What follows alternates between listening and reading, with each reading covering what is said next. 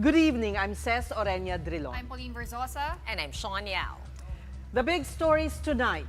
The House prosecution team asks the Senate to order Vice President Sara Duterte to answer the articles of impeachment filed against her. These include her office's alleged misuse of confidential funds and her alleged assassination plot against the president. The prosecution team wants her reply in 10 days. And we've seen many trucks figure in road accidents. One even led to the partial collapse of a bridge and horrendous traffic at NLEX as we speak. Well, just how safe are trucks in the country and how qualified are the drivers hired to drive them?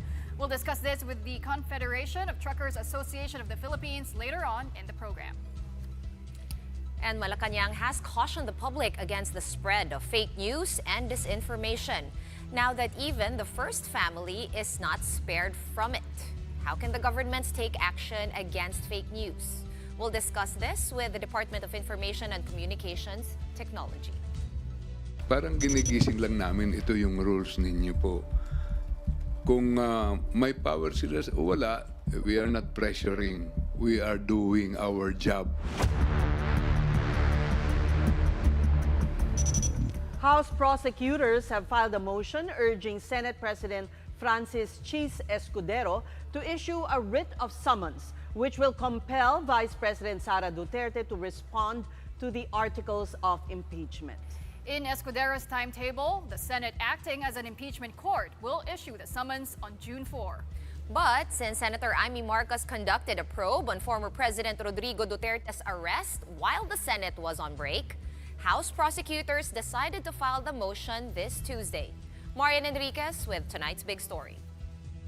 House Minority Leader Nonoy Libanan led impeachment prosecutors in filing a motion for Senate President Chis Escudero to compel Vice President Sara Duterte to respond to the articles of impeachment within 10 days from receipt. The Senate accepted the motion this morning. But in Escudero's Senate calendar, the presentation of the articles of impeachment is scheduled for June 2, while the court will issue the summons 2 months from now on June 4. But according to House prosecutors, June 4 is not 10 days. Napakalayo po niyan. Parang ginigising lang namin, ito yung rules ninyo po. Kung may power sila o wala, we are not pressuring. We are doing our job. joining Libanan in filing the entry with motion to issue summons at the Senate are One Rider Party List Representative Rog Gutierrez, Deputy Majority Leader Paulo Ortega, and Assistant Majority Leader Jay Kong-hoon. Prosecutors have already signed the motion on March 14 but delayed filing it because all along they thought the Senate is on break. Apparently, nagkaroon po sila ng hearing last Thursday nung committee ni Senadora Amy. Ibig sabihin, nagtatrabaho pa rin po ang Senado.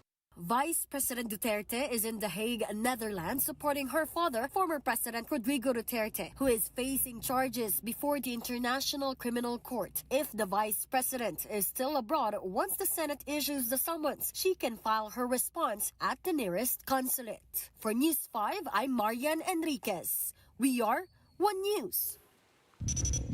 Vice President Sara Duterte clarified some controversial statements she made in front of supporters in the Netherlands. And among these was the comparison she made between her father, former President Rodrigo Duterte, and the late Senator Ninoy Aquino if the former should come back home to the Philippines.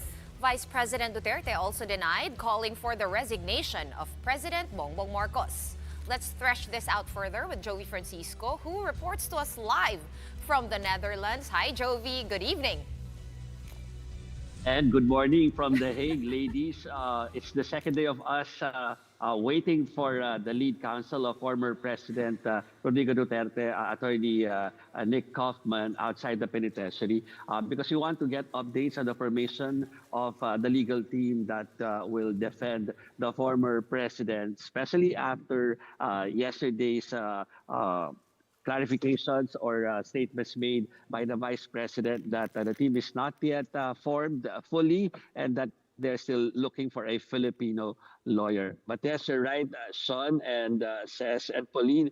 The Vice President also took the opportunity to clarify some things he said during the meet and greet last Sunday. First off is the comparison between her father and Ninoy Aquino. Let's listen in.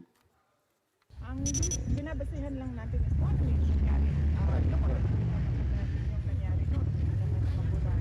Ito ay nagpapakita kung ano yung kapasidad, yung capacity nila. Hindi naman si dating Pangulong Rodrigo Duterte ang nagsasabi na magiging Ninoy siya at ang nagsabi nun ako at hindi si Pangulong Duterte. Correct. Those were my fears for the life of my father. She also clarified the news that she's calling for the resignation of President Bongbong Marcos, and let's listen in. Wala akong sinasabi ever na dapat mag-resign. Baka totoo kayo. Ang sinabi ko lang kahapon, Andun siya kahapon eh. Nanawagan Andun siya kahapon, si Maris. resign. Bigyan nyo ng rason kung bakit yan ang panawagan ninyo sa kanila. And then I gave them example. The Vice President was also asked about her plans for 2028, and this was her sort of enigmatic reply.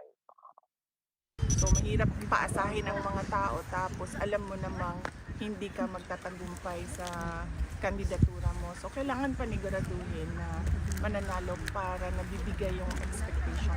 That we have to see by the numbers and by science and mathematics. Okay, so ladies, what we're waiting, at least for this week, is the arrival of the other members of the Duterte family, specifically the mother of the Vice President and also Kitty Duterte and her mother. All right, thank you so much for that update from the Netherlands. That was Jovi Francisco reporting to us live. And we have breaking news from Marikina. The Ombudsman placed Mayor Marcy Teodoro, Vice Mayor Marion Andres, and 13 councilors under a 6-month preventive suspension. The suspension stems from a technical malversation case filed in 2024 by Sofronio Dulay. The Ombudsman's ruling was dated March 21st. In a statement tonight, Teodoro says he is, quote, a casualty of political persecution, plain and simple. He adds that he will not be intimidated by the charges and will face them head on. The suspension comes as local candidates begin campaigning this Friday. Now, in other news, Senator Ronald Bato de la Rosa confirms his security detail in Davao City has been pulled out. De la Rosa says he confirmed this when he went home yesterday. He found that the 2 policemen guarding him regularly had already left. The senator said he also has separate security in Manila from the PNP, but he does not know yet if they have also been pulled out. This comes after rumors he is the next subject of an arrest warrant from the International Criminal Court. But then De La Rosa also revealed many retired policemen and soldiers have applied to be his security detail, and he has accepted more than 10. He also said he understands where the government must be coming from when they pulled out the policemen assigned to him. Nag-iingat ang mga commander nila. Yung mga unit commander ba, nag-iingat na hindi masilip. Hindi masilip na? Na may tao sila sa akin dahil mainit man ang gobyerno sa akin, di ba? The Armed Forces of the Philippines welcomes the possible deployment of a second battery for the Mid-Range Capability or MRC Typhoon missile system here in the country. The United States Army's 3rd Multi-Domain Task Force Unit has sent the Philippines its first Typhoon missile launcher last year. The U.S.-based website Defense News reports that a second Typhoon battery is expected to be deployed in the Indo-Pacific region to support year-round exercises with regional allies to deter China's military presence. The military says the missile will be a welcome development to strengthen its defense posture. The more, the merrier, no? So the more assets that we have, the more also that we are able to train more personnel on our part. So, tinatanggap po natin to willingly. The Philippine Army will welcome this, itong mga ganitong events dahil nga mas mapabilis natin yung training ng ating mga personnel. Sa ngayon kasi maliliit lang yung personnel na natitrain natin. So we welcome this kung mayroon man darating. We're going to take a quick break, but coming up next, we speak to the Confederation of Truckers Association of the Philippines about the current state of trucking in the Philippines amid the recent accidents trucks and their drivers have figured in the past weeks. Keep it here on One News.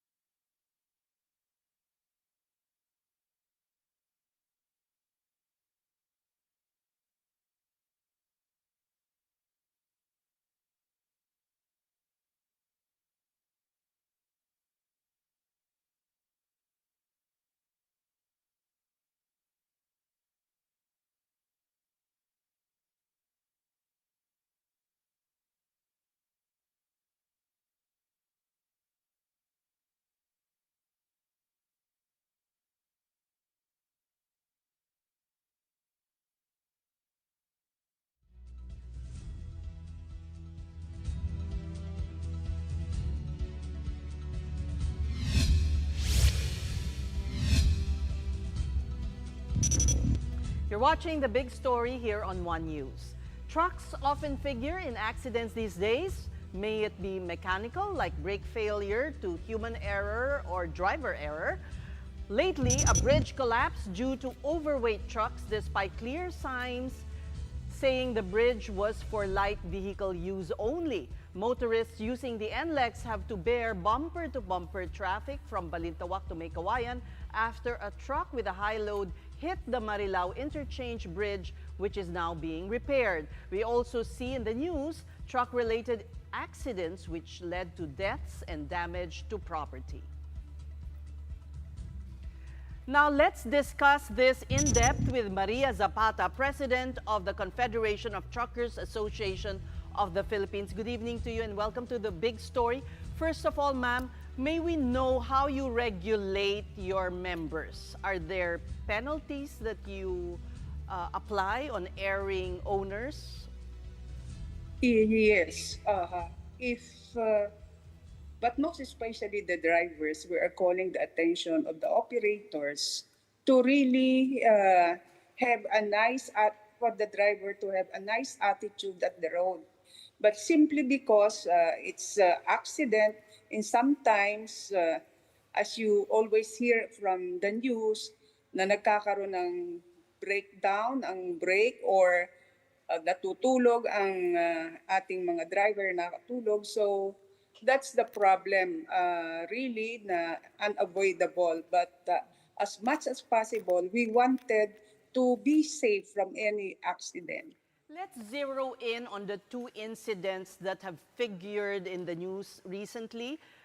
The owner of the truck in the Cabangan Bridge is a member of the Confederation po? Yes, So, they are. what measures have you done to prevent? Because clearly there was a violation because signs were prominent that the bridge was still for use of light vehicles only.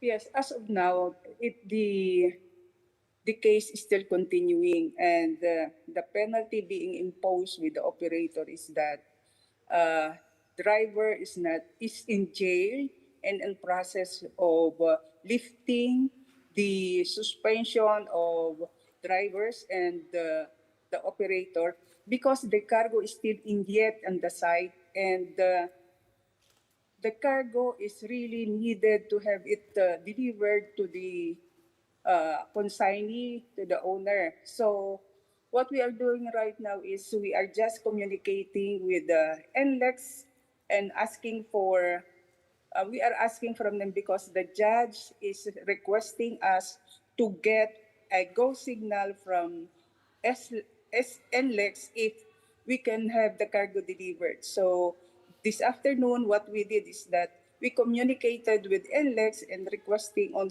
how we can participate and how we can resolve and how we can help the or we can address the situation. Ma'am, are you referring to the Marilao accident or the Cabagan Isabela accident? Marilao. All right. So the On the driver is in Cabagan- jail. Let's focus on this one, being the more recent one. If the driver is in jail, what about the operator? Does the operator also bear responsibility po? Yes, of course. If there is damages, of course, number one to be charged is the driver. But we know the situation of the driver. If there is a claim, of course, they are not capable of answering it or addressing it. So here comes the operator that will be liable also. Okay, well, the NLEX incident, no ma'am, it was, kumbaga, overheight. It was, the clearance was way too high than allowed. How do we go about these things? No? Sino nagdedesisyon? Should it be the discretion of the driver and the operator na, okay, masyado mataas yung vehicle, hindi ako dadaan dito? Or should it be the toll gate saying, wait, masyado kayong mataas? Or is it, self-regulation? Alam niyo yung nangyari dyan sa Marilao na yan, that is what we are trying to explain. May required height yung ating overpass dyan para makadaan ang truck sa ilalim. It so happened na yung 40-something, 49 na supposedly, naging 45 na lang because tumaas na ng tumaas yung kalsada sa baba because of patong ng any improvement on the ground. So yun yung, we cannot blame totally our member, but since it's there already and we don't want to argue with the problem, we just want to address the problem. So just to be clear, no, kumbaga nakalagay dun sa karatula, outdated na. Dahil tumaas na tumaas sa kaka-overlay. Yes, Okay. that's what happened in Marilao. Pero actually, ma'am, parang na-debunk na rin po yan ng NLEX spokesperson. Sabi nila that pag ina-aspalto daw nila yung NLEX, they take into account naman yung clearance ng mga tulay. So, they're not attributing it to the asphalt overlay. Instead, actually, yung driver, parang inamin din po niya na he assumed that all the vertical clearance ng mga tulay ay pare-pareho lamang. He didn't know na iba-iba po yan. So with that, you think there's this lack of proper training and knowledge sa mga truck driver po doon sa mga vertical clearance sa NLEX? No, kasi it's usually, yung kalsadang yan sa Marilao na yan, it's the usual way the truck is passing by. But it so happened, with the situation nga na I said na medyo tumaas na ng tumaas sa pag-overlay na yan, so nagkaroon ng ganyang sitwasyon.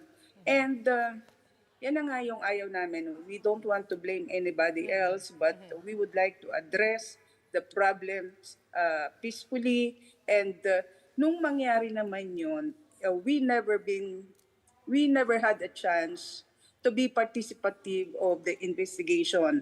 So kung sinasabi nila na hindi totoo yun, wala kami doon sa site para malaman talaga yung height condition ng ating pinag-uusapang problema. But you're saying the operator and the Confederation is now agreeable to bear the responsibility of the accident? Yes. But as I said, we are making an arrangement with NLEX on how we can help our operator in a way balanced to both parties. Okay. Doon naman sa balikan natin yung nagyari sa Isabela, no, because nagulat talaga yung lahat. In that case, that was an overloading. We spoke to the designer of the bridge. He stands by na yung bridge ay may 50% overloading allowance na factored in. Ang pinopoint out niya ay yung overloading ng truck. So, I did some research and the RA 8794, no, yung Motor Vehicles Users Charge Law, and that in there is included the anti-overloading law. So, base sa nalalaman ninyo dun sa mga truck, first of all, member din po ba sila ng CTAP? Yeah, yung nangyari sa pagbagsak sa tulay, hindi namin member yun kasi graba ang kanilang karga. Ang mostly of our members are port-related operators at the port.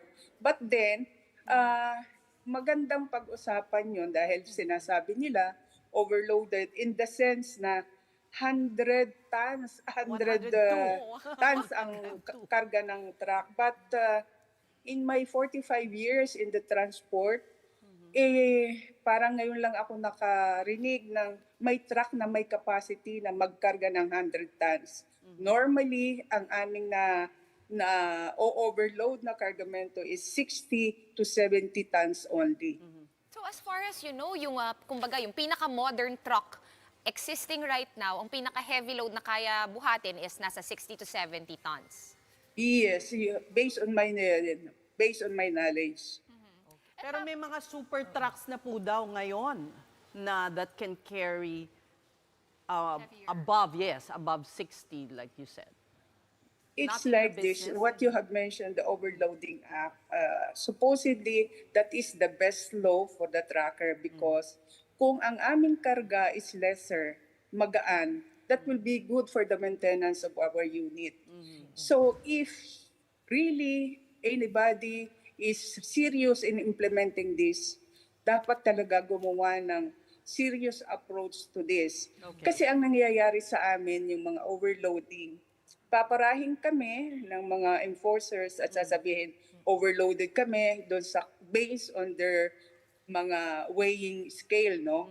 But after kami i-penalize, matanggal ang plaka, matikita ng driver, magbayad kami ng 2,000, ay patatakbuhin pa rin. So, where is the implementation of the law? Ang aming nire-recommend talaga, kung may huling ganon, may enforcer talagang nagsasabi na overloaded, don't I-hold. let go the truck I-hold. with the cargo overloaded. You're willing to suffer that consequence. Come again? Willing po ang mga truckers and members of your association to suffer that consequence na ma-hold. Na Na ma-hold po, hindi, sabi nyo, hindi ngayon ang kalakaran pinapaandar kahit overloaded. Pero willing po kayo para isabatas na nga yan, maging klaro ang penalty. Yes, very much because that is favorable for us. Kasi the lesser load for us is the better for us. We can save on the consumption of diesel and the tires usage. If that is so, who is responsible for overloading if not the operator? Is it the workers? The drivers? No, it's the PWH. So they should man? Ano, paano po ba yung system? Yes, what Clear, would you wala kami recommend experience po yun ba? nga eh. Pag kunyari may tulay na malalaki, no? Like say you're driving big trucks outside of Metro Manila, outside the NCR, mga national highway po yan. Meron po bang mga nakabantay? Syempre kami usually nasa light vehicles, hindi naman namin pinapansin na kung may nagbabantay doon. Pero meron po bang mga tauhan ng DPWH? In every checkpoint of overloading, may DPWH yun.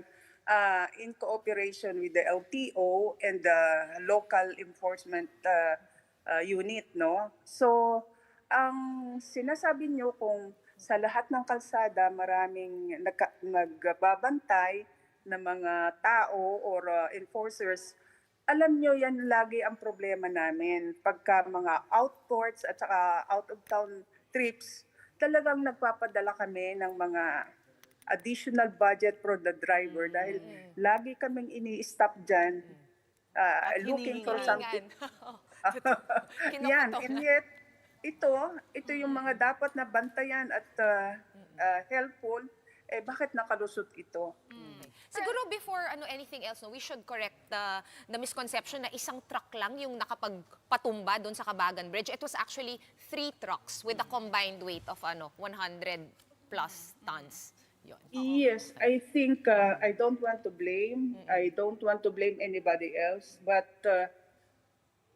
I think kung nakikita nila na 3 truck yun na magkakasunod at nakikitang kung may nag-check doon at the foot of the bridge, makikita nilang overloaded yun. They should have let one by one pass, not 3 of them at a time. But ma'am, aside from policing, do you think mas kailangan pang paigtingin ang self-regulation? I mean, what are the protocols in place before a driver is cleared to proceed with his travel? Do you think po there needs to be reforms in terms of that? Yes. Can you elaborate, ma'am? Come again. I can't hear that clearly. Yes, Please. What sort of reforms po would we need, no? Para po better, win-win situation for everybody involved, all stakeholders. Yes, everybody should work hand in hand with the government agencies concerning the operation of the truck. We, operators, the drivers, we have to cooperate with each other, and all the necessary procedures that will prevent the same should be in place. Okay, also saw online no, that the CTAP, your association, you've actually been asking formally for a revision, an upward revision of the overload limit or the maximum load limit. How could this affect, no, given na yung bridge code natin may maximum weight limit lang, if na-grant po itong increase in overweight limit, pasok pa rin po ba sa bridge code natin? Oh, well, that I cannot answer you well with the capacity of the bridge, no? But I would like to point out is that the load of the truck lesser than what they are calling overloaded, mas mabuti para sa amin. So if there is really a serious implementation of overloading in checking on the road, well, that will be fine for us because everybody na mahuhuli na overloaded, of course, yung mga nagkakarga ng overloaded na yon, madidiscipline na yon. They will not do that again. That is the point that we are telling with every meeting that we are having right now with the DPWH, DOTR, yan lagi ang sinasabi namin, implement seriously the overloading. Kaya lang, mahirap itong i-implement kaagad-agad kasi may economic factor ito na affected Kasi bakit? Kung yung 3 truck na yon na overloaded na sinasabi ay hindi pinayagan at binawasan ng karga, dapat yon magiging 6, magiging 10 biyahe. So, additional cost yun. So, yan yung, it will add on the inflation or so on and so forth. Kaya hindi ko maabot kung ano ba talaga. Kung nawawalan kasi ng nawawalan kasi ng visa yung implementation ng ng overloading. Ma'am, if I may ask you, magkano bang budget binibigay ninyo sa mga truck, pahinante na ibabayad? Yung lagay ba dun sa mga papara sa kanila? Like for example, pupunta ka ng Cagayan, dapat may baon ka doon mga 5,000. 5,000. Ilang stops kaya yon? Isa Ay, lang or several? napakarami kasi ang daming stop na yan. Siguro more or less, baka mga 10 stop yan, mayroon. So ang going rate, 500 per stop. Nasa ganun po. Kasi usually may standard. Ganon. Depends kasi, mas mabuti kung makukuha sa 500, pero kung marami sila in a group in one place, of course, it's a different story. Oh. Okay. Well, that's also an informal, a setup that parang both sides are guilty. Yes. Yes. All right, well, As I said, that's why everybody has to cooperate. And everybody has to understand the real situation. Be accountable also.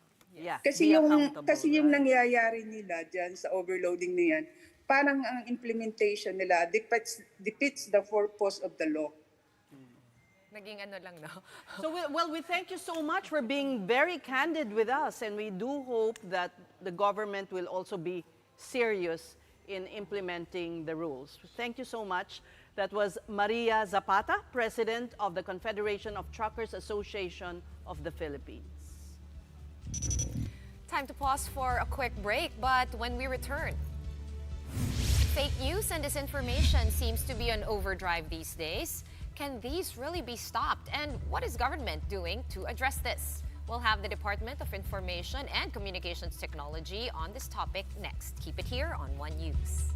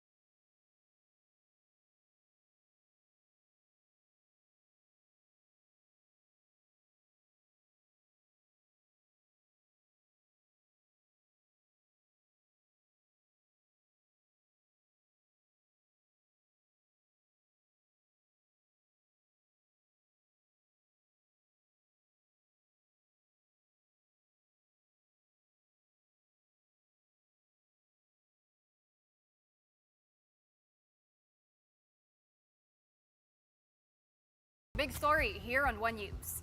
Detained doomsday preacher Apollo Kibuloy is facing another complaint, this time filed by hip-hop artist Omar Manzano, also known as Omar Baliw. Manzano filed yesterday a copyright infringement complaint against Kibuloy for using his song without prior consent. Omar Baliw also charged Marlon Rosete, the president of Sunshine Media Network Incorporated, or SMNI, the media arm of Kibuloy's Kingdom of Jesus Christ. Attorney Israelito Torion, Kibuloy's legal counsel, said the case is a chance to prove that his client has no involvement with Omar Baliw's song. Nadismaya ako, syempre. Walang pahintulot. Yun, parang bad trip, parang ganon. Bilang artist kasi sobrang halaga talaga ng copyright para sa kagaya namin na mapangalagaan yon kasi kumbaga ito yung art namin, ito yung ginagawa namin. Well, it's a welcome development. It's a welcome development that Omar Baliw filed a case against Pastor Apollo Kibuloy so that the truth will come out as to whether or not he is guilty of copyright infringement. From what I know, he was totally clueless, no, as to the details of the presentation because alam mo na, nasa loob siya ng bilangguan ngayon. And President Bongbong Marcos has asked the PCO, or Presidential Communications Office, to combat fake news. This all comes after photos of First Lady Liza Araneta Marcos made rounds online with critics claiming that they were edited. One such image shows the First Lady dining with members of the Asian Cultural Council in Malacanang last Saturday, sparking rumors that she was not in the Philippines and allegedly arrested in the United States, which the palace has denied. Malacanang said that even the president is feeling the impact of fake news. Ever since, tinatarget na sila ng fake news. Hindi ito bago. Simula nang hindi naging maayos ang pagtingin ni VP Sara sa pamilya Marcos, nag-start na po ang fake news. In a way, he is slightly affected. So that's why they asked the PCO to do its job to counter fake news, not only for himself, but for the country. The palace also dismissed Attorney Harry Roque's claims made during a Facebook Live, alleging that the First Lady was upset that PBBM was not made Agriculture Secretary under former President Duterte. They also rejected his call for a people power movement. Liza Araneta, galit na galit dahil hindi tinalaga ang Marcos Jr. bilang Secretary of Agriculture.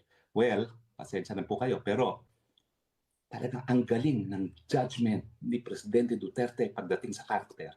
Alam niyang bulok ang Marcos, hindi lang ang senior, kundi pati ang junior. Fake news? Fake news. Prove it. Peaceful gathering. For what? For what? Anong purpose? If they really for peace, why are they asking for the resignation of PBBM? And to help us understand how Malacanang is combating the spread of fake news, we are joined by Assistant Secretary Aboy Paraiso from the Department of Information and Communications Technology. Welcome to the big story, Asik Paraiso. Let's start with the steps that the department is taking to counter the spread of fake news. Well, against fake news and against sites or people who proliferate fake news, it is very varying on the steps we take.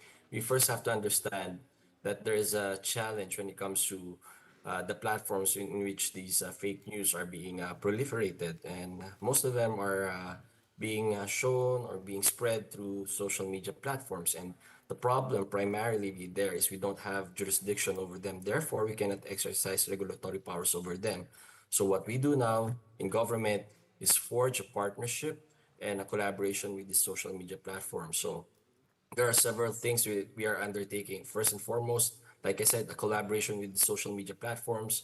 And a product of that collaboration is whenever there is an AI-generated video, audio, or picture or image, there would be a banner on these social media sites that these are AI-generated or computer-generated. Then here, this is the part where I thank media and our media partners like yourselves and lending us their platforms to help us reach our countrymen or our kababayans when it comes to our educational campaigns, our information drives against fake news.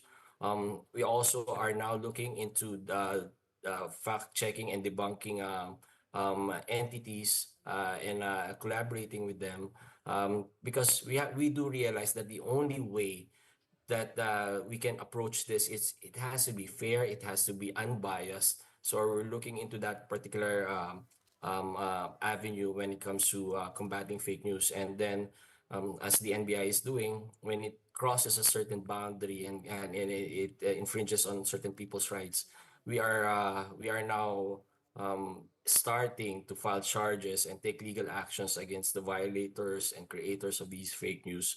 And then we try as much as possible to combat the algorithmic measure effect of troll farms. And we do realize that there are troll farms that affect algorithms. That's why ordinary people that are oblivious to what's going on would regularly receive feeds from on their social media platforms or social media accounts of news that have dubious origins or dubious contents. That's what I was actually curious about, Asek Aboy, no? As far as the DICT as an agency is concerned, how do you guys monitor fake news at all? Like, meron ba kayong mga media monitoring dyan? And like, if so, how wide or how extensive is this monitoring? Well, first and foremost, that the ICT has no mandate to monitor these fake news. But when other agencies ask for our helps, that's where we step in. And talking about systems, we do have a system and an application that can monitor both social media sentiments, what is trending, and we can put in certain uh, measures in order for us to pinpoint fake news that are being spread online. And yun na nga, Asik, I mean, with the rise of artificial intelligence and with just how good editing photos and videos have gotten, I mean, how can we verify all these information before it gets viral? Because you have people now questioning the authenticity of the things they see on social media. Kahit totoo naman talaga siya. Well, that's the thing. Tama naman ho. Merong mga totoong videos, may mga faking videos, may mga deepfakes, and it's hard to tell the difference. What we do is encourage people to verify their facts, or whether it's a video or audio or image, or even the content, the context of these contents. You have to go to legitimate and verified sources. Like, for example, One News has a verified Facebook page or website, which can be easily accessed by every Filipino that wants to verify the news. So these are the steps that we have to educate our citizenry about, not just believing everything that comes into their feed, because you have to remember, and one lookout is whenever you receive a feed, it comes from a third person who shared it, or probably a fictitious account that is a product of these troll farms. Who should be the lead agency, ASEC, in going after the sources of fake news? Well, the responsibility NBI? and the mandate is shared by various government agencies. As you properly reported, the president mandated the PCO to check on and try to prevent this fake news, and then we have a collaboration with the PCO. But when it comes to going after the peddlers of fake news and the origins of these fake news, we have our law enforcement agencies like the NBI and the PNP. Then we pass it on to the prosecution services. But I'd like to point out that we have an attached agency called the Cybercrime Investigation and Coordination Council that can be tapped in order for the collaboration of government to be under one roof, and that's something that we would like to propose and we're looking at. Okay, balikan natin yung fact-checking, no? Because I believe what happened, Asek Aboy, was dati, may mga fact-checkers, for example, Facebook or Meta, they have 3 organizations doing their fact-checking, and some of them are quite well-known, but they've since defunded that, and they're now leading more towards Twitter or X's, yung community notes, meaning we can all put fact-checks ourselves if we do so desire. Yes. Right? Do you Yes, think this is the right way? Or because parang we're headed towards regulating it, which we've seen it kind of fail in other more developed nations as well. So to what point should we regulate? Or should we rely on these community notes where we can kind of self-regulate? Well, that is exactly one of the points that we'd like to emphasize. In other countries talaga ho, talagang self-regulation. But in our particular case, tama ho kayo, before there was these fact checkers when it comes to these social media platforms, pero tinanggal na ho nila. So what government is looking into is, have an institutionalized fact-checking unit, but it has to be from the outside. So we just want to help them start. And then, kasi we have to treat fake news as fake news. Whoever the bias leans towards to, or whoever benefits from those fake news, whether you're pro-administration or anti-administration, dapat to fake news should be treated as fake news. So everyone would be on the same page that, dapat totoong facts lang ho ang lumalabas. I remember saying that, or I remember people saying that it is an infringement on the right to expression. But, we are all entitled to our own opinions, but, we have to remember we are not entitled to our own facts. That has to be, there has to be a single source of. Pero Asek Aboy, do you remember back, I think in the previous admin, no, before natin maipasa yung SIM card registration law, may katuwang yun na isang provision where we have to register our Facebook accounts. Like they do in other countries. Won't this be an easier way to like kind of control it? Obviously, that had to be junk para maipasa yung SIM registration law. It was very unpopular at that time. Is that something that we could revisit na para legit Facebook accounts lang belonging to legit people? How many Facebook accounts are there compared to the population of the Philippines? Baka more. Baka more, and like really bizarre names, Can you right? help us, Asek? Yeah. Tama ho. Actually, that's one of the things that we have noticed, and that it is one of the avenues that we are trying to explore. Tama ho kayo, but we have to perfect the SIM card registration first. The DICT recently conducted its audit, and we are in the process of wrapping up that audit of the enforcement of the SIM card registration law. So we are at the phase that we have to recommend whether to verify those pre-registered numbers, and then repeat the registration process altogether, whether it's face-to-face or we allow online, and what government IDs to use. Because ang sabi ko nga namin, nung nakita ho namin, ang dami hong mga flaws or ang daming mga nakakalusot ho sa kinonduct natin ng SIM card registration act. That was passed on to the MNOs or the mobile network operators na ultimo ko yung mga graduate na recto nakakapag-register. In one hearing ako, nasabi pati yung picture ng unggoy nakalusot ho. So those are the things that we have to correct first and strengthen the SIM card registration law. And as well as the enforcement kasi ho, ang nangyari rin ho ngayon, nakakapagbenta ng pre-registered SIM cards yung mga kababayan natin, and some of them use yung poverty as an excuse. But we have to set an example and may kailangan may makasuhan and mapanagot sa mga to para hindi na hutularan. Only at that time that we can revisit that proposition that we have. We tell the social media platforms that before you can register or continue with your social media accounts, it has to be anchored upon a pre-registered SIM card. Well, Asek, fake news has definitely become a national issue. I mean, you have the House conducting hearings in aid of legislation. But where should we draw the line in terms of censorship and freedom of expression? Well, when I was in law school, I was taught that your rights end when another person's right begins. So I think that's the line. If it infringes on other people's rights, if it's malicious, if it's defamatory, then it has to be curtailed. Again, I go back to that particular phrase. We are entitled to our own opinion, but we are not entitled to our own facts. So I think that's something that we have to hammer that point across, because right now everyone apparently in social media can just create their own facts, their own narratives, unbridled and without consequences, and that has to stop. But we have laws like cyber libel, we have these laws. Can't we just apply these existing laws? Sometimes we joke na ang dami nating batas, diba? Enforcement is the problem. So can't we just focus on that instead of drafting a whole new set of regulations and laws? Tama naman po, and that is what we are currently doing. We are using and utilizing existing laws to go after these the creators or the origins of these fake news, those who spread it. But there are still loopholes. For example, so, if you knowingly know that what you are spreading or what you are sharing is fake news, wala akong parusa ho dyan.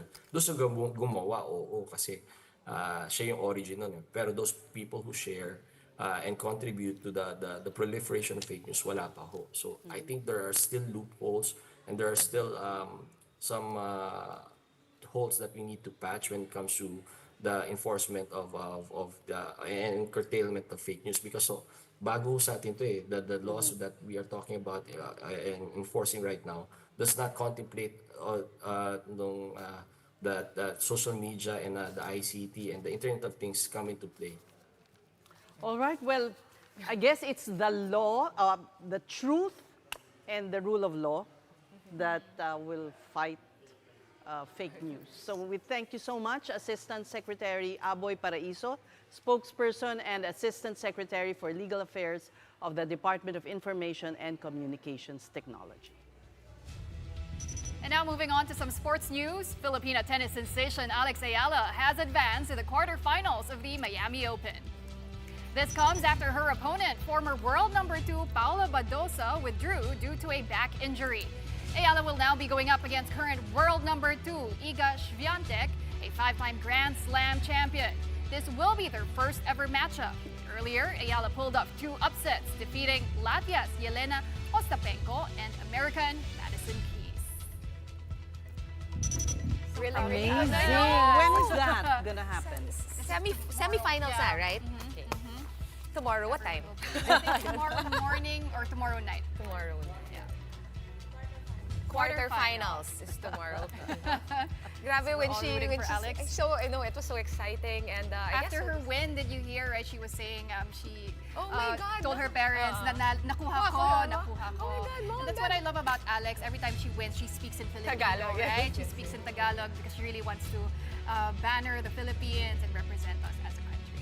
Well, all right. Well, the three of us here, of course, full support for Alex. This Of Women's course. Month, how timely. Unfortunately, that's it for the big story on this Tuesday night. We are One News, all sides, all the time. Thank you for watching. Good night.